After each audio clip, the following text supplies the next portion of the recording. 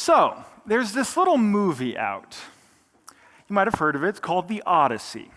And the way some of you feel about the Portland fire, the way some of you feel about, live music, some big concert that's at Edgefield, the way New Yorkers feel about the Knicks, this is how Jesse Lusko feels about The Odyssey, all right? This is how Jesse Lusko feels about Christopher Nolan. I know everything about this movie. I've seen it multiple times. I'm already planning to go see it again at the Hollywood Theater later this week. This movie is spectacular. I got some photos to show you. Okay, the movie used no CGI. They didn't shoot most of the scenes on a soundstage with green screens. They shot it on the Mediterranean Sea with the largest seaworthy ancient boat that is in the world. They're out there every single day. They resurrected instruments from Greece that have not been played in thousands of years for the soundtrack. They buried people in the beaches of Iceland, and they had to give them tiny little invisible snorkels to breathe in the dirt so that they could rise from the dead like Hades' armies.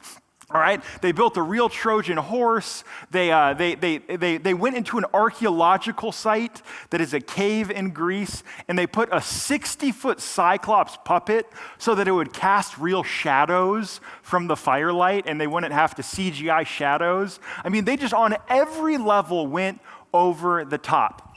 Now that's Odysseus's palace, and it's on an island in Italy called Fagiana. And each day, the cast and crew had to hike up that mountain with the equipment. Okay, these are not, these are A-list actors, but they're not sitting in trailers with air conditioning. They're not walking out on sound stages. Every day, they are hiking up a mountain with Christopher Nolan, and they crawl back to their beds exhausted if you watch interviews. Now, there's one quote that I want to show you. I want you to keep that palace and that mountain in your mind. And I'm going to share this quote with you from Nilo Otero, the first director assistant, that he was having a conversation with Matt Damon, who starred as Odysseus. He said, "This was the hardest movie I've ever done, not even close," Matt Damon said. And then Nilo Otero says, every single one of these crew members could be on an easier movie making even more money. But they knew exactly what they were signing up for, and they want to be a part of it. So picture Tom Holland, picture Anne Hathaway, picture all these cast members and crew members who could be making more money, who could be on an easier shoot, but they're on the Mediterranean Sea in storms. They're hiking up to the top of a mountain, carrying their giant IMAX camera. And here they are doing this each and every day in the sweltering heat. And I want to ask you, what is the difference between teams that pull together and teams that pull apart? If you haven't figured out, I'm a big movie guy. And I listen to these podcasts about movies where the directors are storming off the set and quitting, where the studio has to find new people, where there's strikes from the crew members, where there's people demanding more money, there's stars slamming the door of their trailers and refusing to come out on set and leaving people delayed for hours. What is the difference between teams that pull together and teams that pull apart? Because every actor said they loved this experience, said they loved being in this movie. What is the difference? It's a difference of vision, it's a difference of values, it's a difference of leadership, and what it all comes down to is it's a difference of attitude. It's a difference of attitude. And that's the title of my message today, as you picture that mountain, that hill in Fagiana on the islands of Italy. My title today is Our Attitude Sets Our Altitude. Your attitude sets your altitude. There are a lot of things in life that you can't control. You can't control the news, what's happening in Washington. You can't control what happens with the economy. You can't always control if some horrible accident happens, like somebody crashing into you. You can't control traffic. You can't control necessarily what your boss is doing. You can't control what your landlord is doing. But there's one thing that you and I can control that actually has a greater effect on the outcome of our lives than almost anything else, and that is our attitude. Your attitude will affect the direction of your life more than anything else. Harvard Business Review published a study that said 85% of the time, the reason why one person got the job over the other is because their attitude. Your attitude is what makes all the difference. Your attitude sets your altitude. Psychologist Robert Rosenthal actually found that a coach's attitude, a leader's attitude, affects the performance of his team. He did a controlled study. He actually did it twice, once with even more controls for biases and this blind study, where he found that a platoon leader in the military can actually affect how fast his army jumps and how fast his army runs and how high they jump. That when a platoon leader has positive expectations and a positive attitude for his people, they actually run faster and jump higher. Teachers believing in their students, coming with a positive expectation for their students, can actually raise their class's IQ and their scores on their test. Your attitude sets your altitude. There's been psychological studies that show that when you go to a movie like The Odyssey with good expectations, you enjoy it more. That when you come with a positive attitude, wine actually tastes better when you think that it's a nicer wine than when you think it's a worse wine. You rate it as higher. A concert is more enjoyable. You get more out of a lecture, dare I say a sermon, when you come expecting that you're going to learn something, expecting that you're going to get something out of it. Have you ever noticed that there are going to be two people in nearly identical circumstances, but they have radically different experiences, radically different expectations and perspectives? I don't know. I've been in situations where, maybe my dad or some company that I worked for pays for a vacation. You go on a vacation, maybe this has happened to you, maybe you just paid for it yourself. But one person, how do they wake up? They're on some tropical island or something, they wake up, oh, the pillow was too soft, my neck hurts. I don't like the beds. It's muggy, it's hot, it's sweaty, there's mosquitoes, I don't like this. But someone in the exact same vacation, in the exact same situation, in the exact same place, you talk to them, they go, did you see that sunset? Did you notice the flowers? Isn't this ocean gorgeous? Aren't the people who live here so kind, so nice? Two people in the exact same situation, having the exact same experiences, but radically different perspectives. UC Davis actually found the way that you can change your perspective. They had people write down, keep a memory log for months of hassles, writing back setbacks, inconveniences, annoyances, grievances. They kept a journal of it. They had other people keep a journal of positive things that happened in their life, good things that happened, things that they were grateful for months. They had to keep a journal. Each group in this scientific study, at the end of it, the people who were thankful, the people who were grateful, the people who made notice of the good things in their life were physically healthier. They got sick less. They had higher mental health. They had greater fortitude in their goals. They persevered longer. They gave up less easily. Your attitude sets your altitude. People in identical circumstances. And that's what Sally just read to us. There's a group of 12 spies, and they're visiting the same cities. They're in the same land. They're there for the same amount of time. They're seeing the same things. But they come back with wildly different reports, and it makes all the differences. One group only saw problems, but the other group saw the promises of God. One group only saw dilemmas and difficulties and obstacles and challenges, but the other one saw the size of the fruit. And I want to give you a little backstory. This is always like the previously on the Bible. Previously on the Bible. I want to give you some biblical theology. God creates a world because he loves to share. He creates a beautiful world, a gorgeous world, and he creates human beings to share it with as partners. And it's a place of paradise and peace and prosperity. But human beings, instead of being God's partners, we choose to be his rivals, and we rebel against God, and it unleashes injustice and oppression and rivalry and greed and lust and hatred and strife and animosity and war. Some of you, that sounds like your drive to church with your family. But it unleashes, and mine too, honestly, it's sometimes. But it unleashes sin on the world. So God chooses one man, Abraham, and he chooses him to be the rescue vehicle. He says, in your family, Abraham, all the nations of the world are going to be blessed. They're going to go back to paradise. You're going to be my vehicle that brings peace and joy and prosperity and goodness into the world. So he chooses this family, but here's the thing. The family keeps crashing. You read Genesis, and the family keeps deceiving one another, and they keep turning their backs on each other, and they keep choosing to be God's rivals and God's rebels instead of God's partners. And so they're a big mess.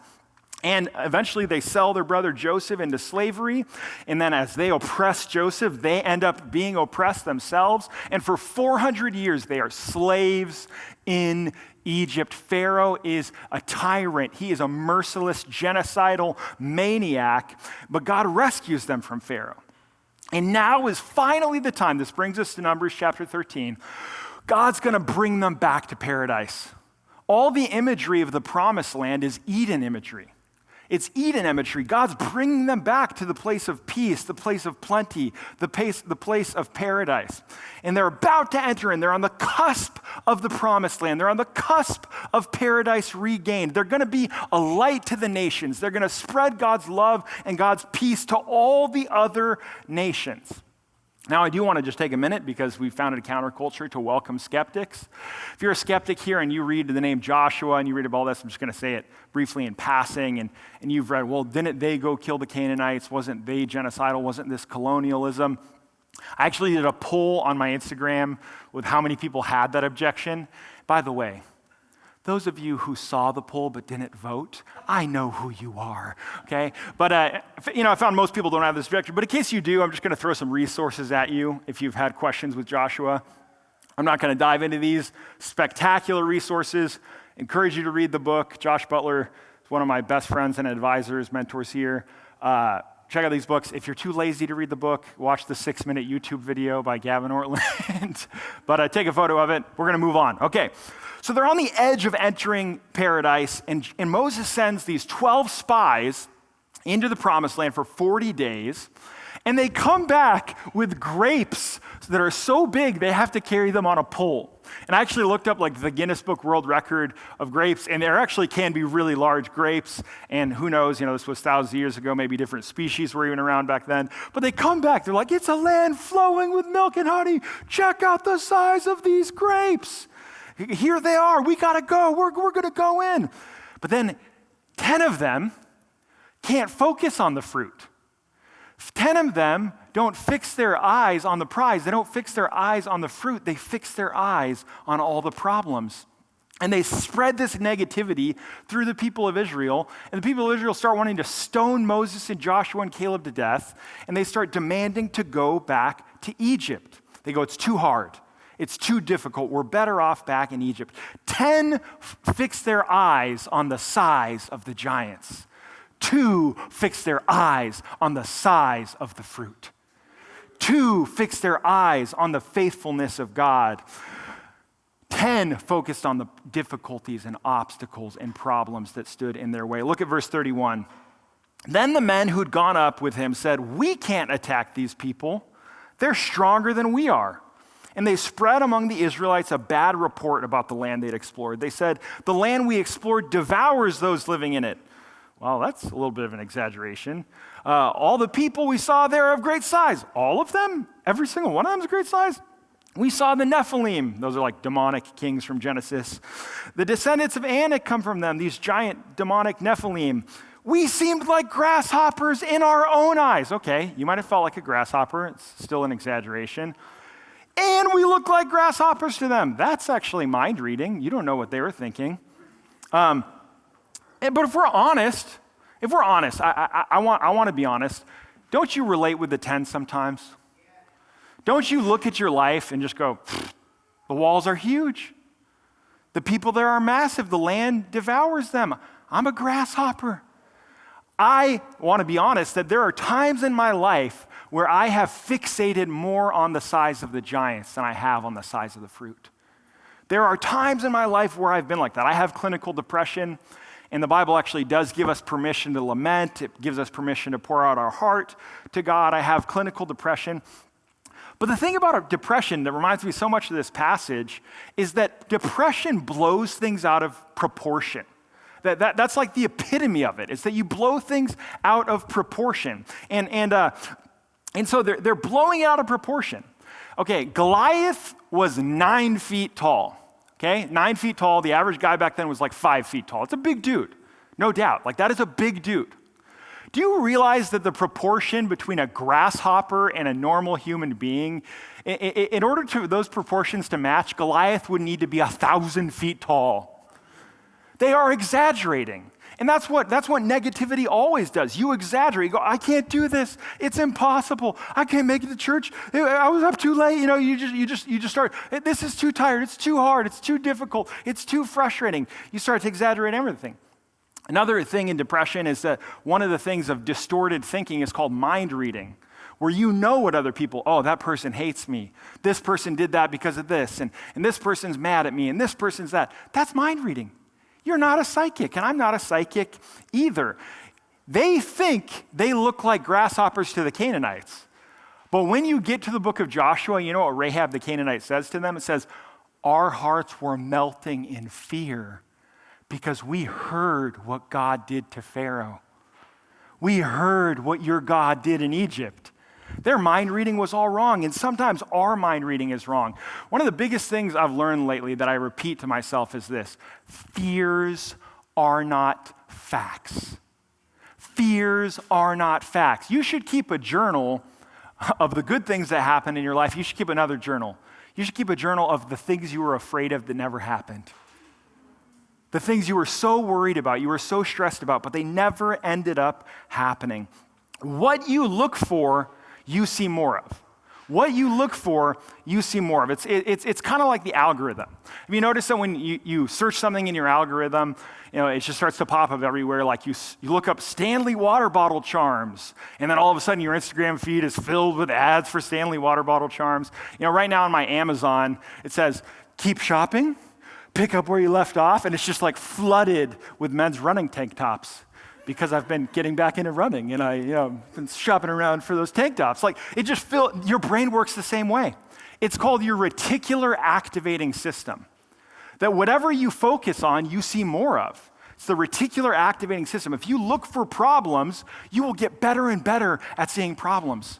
When you complain, you train your brain to complain. You start to notice more problems. And this can happen in a marriage so easily, where you start to exaggerate, you start to mind read, you start to blow things out of proportion. If all you ever do is harshly criticize your spouse, your brain is going to get better and better at finding reasons to harshly criticize your spouse. All right? There's always things to fixate on, always things, and there are problems in the world. But here's the deal. When you approach those problems, do you approach them as a solution seeker or a fault finder? Do you come with a tone and an attitude of a fault finder, or do you show up to work, show up to your family, show up to church, show up to your dinner party, show up to whatever? Do you come with a tone of a solution seeker, or do you come with a tone of a fault finder? Now look at Caleb. This guy is such a boss. Caleb says in verse 30, he silenced the people before Moses and said, we should go, everybody say up. Your attitude sets your altitude. We should go up and take possession of the land, for we can certainly do it. Now, I want to point out here, Caleb does not give me annoying, happy, clappy vibes. You probably notice I'm not like a happy, clappy Christian. Praise the Lord all the time. The choice to rejoice. Like, that's not my vibe. But what Caleb has that I think is so tremendously attractive is he has this calm, consistent confidence. Isn't that so attractive? Calm, consistent confidence. Somebody who just shows up, we can do this. Let's do it. We can make this happen. We can solve that. We can fix that problem. Let's deal with it. Let's talk about it. Let's work it out. That kind of attitude is so attractive. And the truth is, if we adopt that mentality, you will stand out in your workplace. If you show up to work just as a calm, consistent problem solver, you show up as just a calm, consistent person, it makes all the difference. Caleb wasn't focused on the size of the giants. Caleb was focused on the size of the fruit. Caleb was focused on the faithfulness of God. Those walls might be strong, but the God who rescued us from Pharaoh is stronger. And that was the mentality that he had. I want to tell you like a heavy story about this, because there is a way to think about positive thinking that's messed up. This is not about manifesting, okay? We're not manifesting anything. Want to know why manifesting goes wrong? That leads to a mentality of karma, where if somebody gets in a horrible car accident, it's like it's your fault. You know, if you take it to its furthest logical things, which they do in Hinduism, it leads to a lack of compassion on the poor. You know, you manifested your poverty. So this isn't manifesting. You can't manifest what life brings to you, but you can manage the attitude you bring to life. You can't manifest what life brings to you, but you can manage the attitude that you bring to life. And I want to talk about Brandon and Malia Cobb. Okay, Brandon and Malia Cobb, they're some friends of ours. I'm not the only church planter in the world. You know, Brandon and Malia Cobb, they planted a church in New Jersey. There's other people planting churches in challenging places, difficult places. Well, some of you know Beck and I have had a lot of challenges, lost loved ones, broken legs, robberies, the rest. Brandon and Malia, they planted their church in New Jersey. Coolest people, love God so much. About 4 months into their church plant, her mom is leaving their house. She dies in a horrible car accident. Okay? But they keep going. They keep serving God. They keep preaching the gospel in New Jersey. About 6 months later, his dad suddenly dies of cancer in the middle of it. But you know what? We met up with Brandon and Malia at a retreat. And want to know what he said? You know what? I'm not defined by those negative things that happened to me. I'm defined by God's faithfulness. And with this calm, confidence, persistent, relentless endurance, that's the approach Brandon and Malia have taken to church planting. Now, I heard him share this quote that he learned from one of his mentors, and I really want everyone to lock in on this. This is a quote from Gordon Scooter Whiting, who mentored Brandon. "Excuses are the tools of the unwilling, used to build monuments of nothingness." If you look for an excuse, you will always find one. And your brain will get better and better at looking for excuses. Anyone can find an excuse. They're everywhere. You can find them anywhere. You need a tool to help you build your castle of nothingness. They're laying around all over the place. There is always a reason not to show up. The key to life is finding an even stronger reason to show up. There's always a reason to give up, but life is about finding an even stronger reason to get back up. And that's what we want to live with. That's the attitude that Joshua and Caleb had in God. We need to train ourselves to search for reasons to do God's will rather than excuses not to. And when we do, you will rise to the top. Your attitude will set your altitude. You will stand out at your job. You will stand out in your career. Your marriage will stand up under the difficulties, and we will stand out as a church if we become Joshua's and Caleb's who have this kind of a mentality. And the other people, they took everyone down with them. And I also want to point out, raise your hand if you know somebody named Caleb. Raise your hand. You've ever met someone. You've ever heard of a Caleb. Raise your hand if you know someone named Josh. Anybody know Josh? Well, he had a book of the Bible named after him. That's pretty popular. You know who I bet you don't know? You don't know Shammah. You don't know Shaphat. You don't know Egal. You don't know Palti. You don't know Gadiel. You don't know Gadi. You don't know Ameliel. You don't know Sethar. You don't know Nahor. You don't know Gil. Because no one remembers the 10. Because anyone can complain. Anyone can point out problems. Anyone can make excuses. But you want to stand out, you want to make a difference, you be a Joshua and Caleb. Yeah. Now, verse 24 of chapter 14. My servant Caleb has a different spirit. The New Living Translation says attitude. My servant Caleb has a different attitude and follows me wholeheartedly. I will bring him into the land he went into, and his descendants will inherit it. He goes up into the land, but you know what it says? It says because of the lack of faith, saying we don't want to be the light to the nations. We don't want to go to paradise. We don't want to become people of peace. We don't want to go to the promised land. There's too many problems. That's too hard. Serving God is too hard. Want to know what it says? Caleb and Joshua go up, but everyone else's bodies fall down. And for 40 years, it says their bodies fell in the wilderness. Your attitude sets your altitude. Now, God forbid we reduce this passage into mere positive thinking. Because what Caleb did here is he believed the promises of God. He wasn't tricking the universe to do his plan. He wanted to be a part of God's plan. He wanted to be a part of what God was doing. And what he had seen is he had seen God turn the Red Sea into dry ground. He had seen God rescue his people from Egypt. All these kings they take out are actually part of a network of the Egyptians' empire. Nobody's mad that God rescued slaves from Pharaoh who was drowning infants and wanted slavery.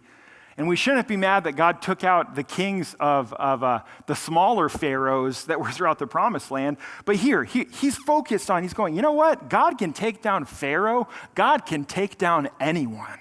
And that's the mentality that Caleb had. And what do we have in our arsenal?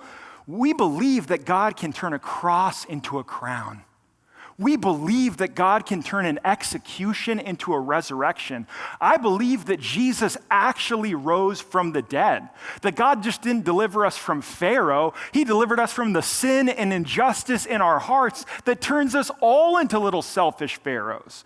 God can save us from sin. He can save us from death, and he can bring us into eternal life. God can forgive you and restore you. Jesus Christ changed my life. And he can change yours too.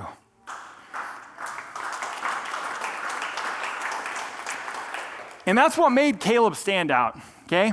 Because I want to put that verse back up there. Chapter 14, verse 24. Wholeheartedly.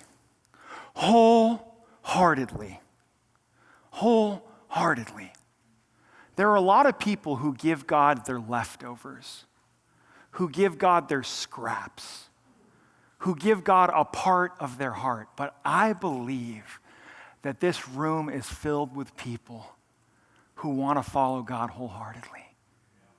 I believe that there's people who see God's vision, who see the size of the fruit, and who want to be like Caleb and follow God wholeheartedly. Our attitude sets our altitude. Let's be wholehearted together. Our attitude sets our altitude. I'm going to close out here. Joshua says this, and Caleb says this in Joshua. He finally gets to go in after he waits 40 years. He kept a good attitude for 40 years in the wilderness with all those crazy complaining people that he drove him nuts probably. But he goes, here I am today, 85 years old. I'm still strong as the day Moses sent me out as a spy. Now give me this mountain. And I did a little research on it. The mountain that he wanted was the same place that he got the grapes from. He remembered. He's like, that's the place for the grapes. But guess what? He also says in Joshua 14, that was the place where the most giants live. He's like, give me that mountain. Unbelievable. I'm going to share a story, and I really will be the end of it, but I think you're going to like this story. I am not that great of an athlete. Like, I'm mediocre. I'm okay. But there's a guy sitting in the back over here right now who is an athlete, and he has run multiple marathons, and he casually starts walking around counterculture one day. He's like, hey, you want to go climb Mount Hood? Hey, I'm just getting a little crew together. We're going to go climb Mount Hood. We're just going to go climb Mount Hood. And I'm so dumb. I'm like, yeah, sure. How hard could that be? Whatever. So I go along with it. We go rent like freaking spikes for our feet. I'm like learning new words, crampons, never heard it before. But we're like getting ice picks, ice axes. They have to give us helmets. I'm like, this can't be good. They have to give us a helmet. So we leave at midnight from like the ski area, and we are in the darkness climbing just through the snow for miles and miles and miles. It's just like going on and on and on. The sun starts to rise. And then the craziest part about it is the more tired you are, the steeper it gets. The more tired you are, the steeper it gets. This hike, to get down and back, took 9 hours. Okay, so for 9 hours, we're trudging. I didn't even bring ski poles. Tyler's like, you could have my ski poles, little Jesse. So I'm like, thanks, man. Thanks, Dad. So we're hiking up this thing. Like, it gets so steep. It's like 5 a.m. We've been going for like, hours. And I'm on the side of this mountain, and I'm exhausted. I'm so tired. I'm thinking I'm getting like altitude sickness. I'm like, I'm going to die. I'm going to die up here. If I fall down, it wasn't like a cliff, but like, I'm going to roll for like 600 yards. I'm just going to roll and roll, and I'll roll all the way back to Portland. I just, it was so terrifying.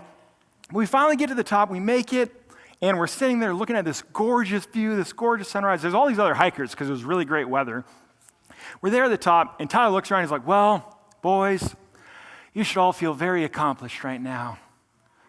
All these people, they've been training for months. I'm like, you are a sociopath. This is crazy.